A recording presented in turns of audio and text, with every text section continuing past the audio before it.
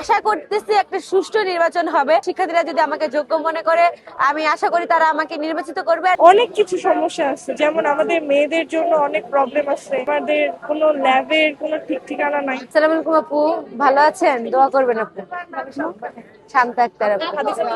আসসালামু আলাইকুম আপু, আমি শান্ত আক্তার, দোয়া করবেন আপু। ধন্যবাদ আপু।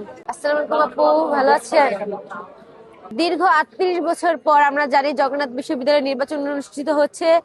তো নির্বাচন যোগসের নির্বাচন অনুষ্ঠিত হওয়ার কথা ছিল গত 30শে ডিসেম্বর, সেটি স্থগিত হয়ে আজকে 6ই জানুয়ারি হচ্ছে আমাদের নির্বাচন অনুষ্ঠিত হতে যাচ্ছে।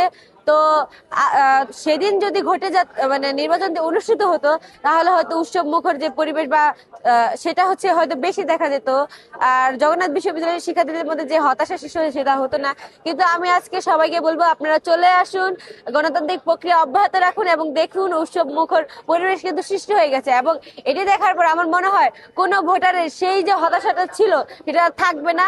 আর আশা করতেছি একটা সুষ্ঠু নির্বাচন হবে। আর জগন্নাথ বিশ্ববিদ্যালয়ের শিক্ষার্থীরা যদি আমাকে যোগ্য মনে করে, আমি আশা করি তারা আমাকে নির্বাচিত করবে। আর যদি নির্বাচিত না হয়, তাহলে যে নির্বাচিত হবে ইনশাল্লাহ তাকে সহযোগিতা করে যাব। যুবীয়ানদের স্বার্থে সবসময় আমি আছি, থাকবো ইনশাল্লাহ।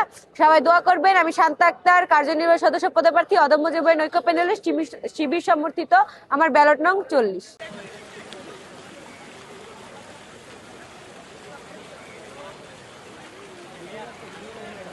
21 বছর পরে ভোটটা হচ্ছে, তো এই ভোটটাকে ঘিরে আমাদের অনেক আশা ভরসা রয়েছে।